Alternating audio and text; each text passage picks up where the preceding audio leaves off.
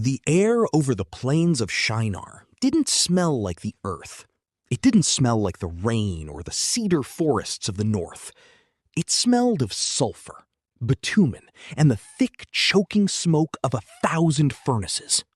For the first time in human history, the horizon wasn't being shaped by the hands of God, but by the fire of man. On the ground, the sound was rhythmic. Thud, thud, thud. The sound of wet clay being pressed into wooden molds. Thousands of men, speaking with one voice and working with one mind, were doing something that had never been done before. They weren't using stones.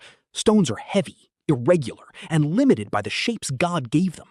Instead, they were making bricks. They were taking the very dust they were made of, subjecting it to intense heat and turning it into something hard, uniform, and stackable. They looked at the mud in their hands and saw the potential for a mountain. They weren't just building a structure, they were staging a revolution. They were deciding that if the heavens wouldn't come down to them, they would simply build a ladder and take what they wanted. This is the story of the Tower of Babel, but it isn't a story about a building. It's a story about why you feel so disconnected from the person sitting next to you. It's a story about why, despite having more communication tools than any generation in history, we have never been more misunderstood. The Bible tells us that at this time, the whole earth had one language and a common speech. Imagine that level of unity. No translation needed, no cultural barriers, no lost in translation nuances. Total, perfect synchronization. But there is a danger in perfect human unity when that unity has no center. In Genesis 11, the people say, "Come, let us build ourselves a city with a tower that reaches to the heavens so that we may make a name for ourselves." Most of us have heard this since Sunday school. We picture a tall, spiraling building. But what nobody told you is the significance of the name. In the ancient world, your name was your essence. To make a name for oneself was an act of self-deification. They weren't building a monument to honor God for surviving the Great Flood. They were building a fortress to protect themselves from God.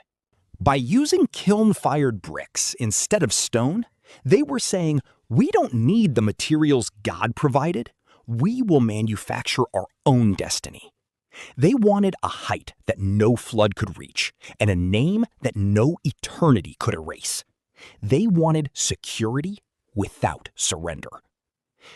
Then, the script takes a turn that is both humorous and terrifying. The text says, "But the Lord came down to see the city and the tower the people were building." Note the irony. The builders thought they were touching the stars. They thought they were piercing the veil of the divine.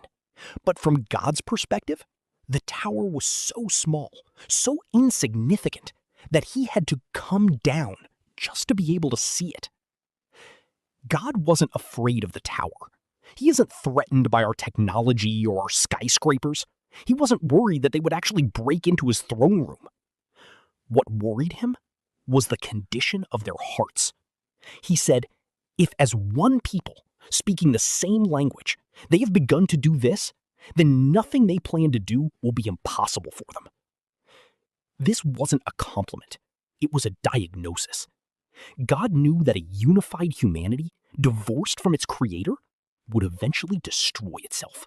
If pride is the engine and total unity is the fuel, the destination is always tyranny. When humans have total power and one voice, they eventually stop serving the mission and start sacrificing each other to the name they are trying to build. So, God confuses their language. In an instant, the foreman can't understand the bricklayer. The architect can't explain the blueprint to the laborer. The project stops. The thud of the bricks is replaced by the chaos of 1,000 different sounds. We often view the confusion of tongues at Babel as a punishment. We see it as the reason for our wars, our borders, and our lonely misunderstandings. But what if the division of Babel was actually a profound act of mercy? By scattering humanity, God broke the monopoly of pride. He forced us to look at one another and realize we aren't self-sufficient. The division was a speed bump in the history of human sin. It made it harder for us to build a global empire of ego. It forced us into smaller communities where we might actually learn to need him again. Today, we are building digital Babels every day. We use our screens to make a name for ourselves. We try to reach the heavens through our status, our careers, and our achievements. We seek a unity that is artificial, one that demands everyone speak our language and follow our bricks. And yet, we wonder why we are so divided. We wonder why we feel so alone in a world that is supposedly connected. The story of Babel doesn't end in Genesis. It finds its answer thousands of years later in a room in Jerusalem on a day called Pentecost. At Babel, God came down and people couldn't understand each other. At Pentecost, God's Spirit came down and people from every nation heard the wonders of God in their own language. The cure for our division isn't a return to one human language. It's a return to one divine center. We don't need a tower to reach God. We need to realize that God has already reached down to us. The ruins of Shinar are still with us. We carry the bricks of our own pride in our pockets every day. But the invitation remains. Stop building for your own name and start living for the name that actually holds the world together. Because a life built on your own bricks will eventually crumble. But a life built on the rock will stand, even when the languages of the world fall silent. No earthly language or tongue can accurately speak the will of God and utter his mysteries. Only the gift of tongues from the Holy Spirit fulfills his divine will and truly unifies us. The division of languages at Babel was not a loss.